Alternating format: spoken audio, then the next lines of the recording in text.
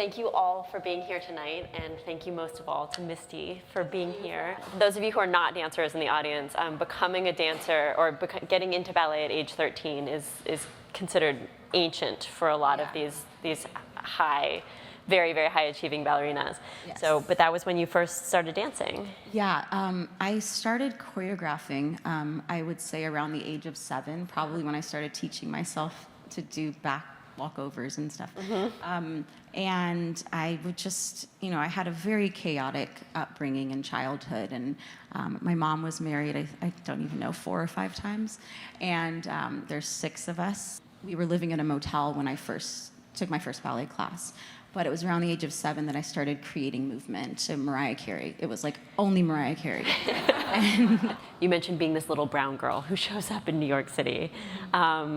At ABT, this incredibly prestigious company, and I'm as a non-dancer, I can't understand how your body type would be considered not ideal, but I guess you were considered too athletic or too, something, and you were under pressure to feel like you should wear makeup to lighten your skin tone. What was that like as a teenager to come to the city and feel like you were not right? at that point, I feel like there were just like this slew of Black women that came into my life that were incredible in allowing me to believe that, though there's no one around me in my world that looks like me, I still can succeed with their support. And that I was introduced to so many women that were Black women that were the first in their fields. And it was really important, I think, for me to see that. We don't know that history that Black women from the beginning of time in ballet have been told to lighten their skin, to shade their nose in a certain way so that they look white.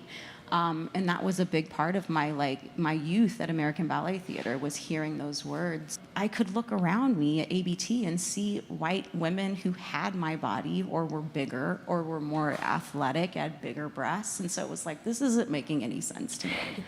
And I felt like this is just the language that's been allowed to be used in the ballet world, because it's a subjective art form. It's about your aesthetic, and it's so easy just to tell someone, well, you don't have the right body. Right. When in reality, they're saying you don't have the right skin color. Mattel was making a doll of you after you were named principal dancer.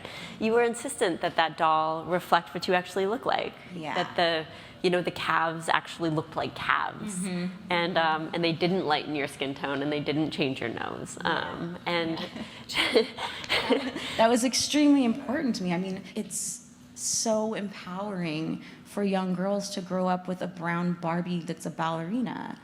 And so I wanted it to not be just, put my name on it, but it's Barbie in a Firebird costume. I mean, even when they were kind of like, it's too late to go back and fix her body, like the mold, like this is what it's gonna be. And I was like, well, you better pad her bra, because her chest doesn't look like mine. I would say that maybe my first 3 or 4 years in the company, it was the first time that it really hit me that I was alone, like that I'm the only Black woman, and it was in a way that I didn't expect for it to.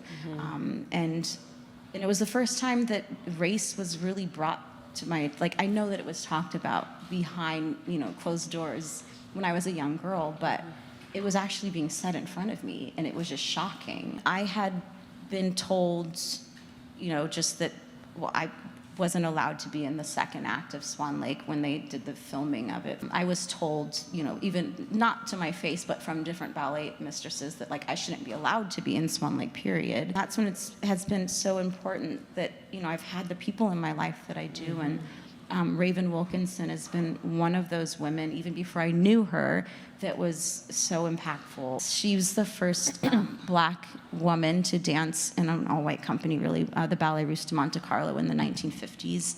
And I saw a documentary on the Ballet Russe de Monte Carlo when I was in my early 20s.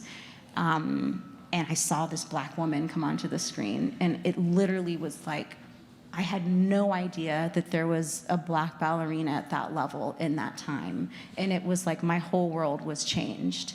It was the first time I saw myself in another dancer, and that I could relate to her. And it was just like, our history is not told, but it exists as Black people in the ballet world.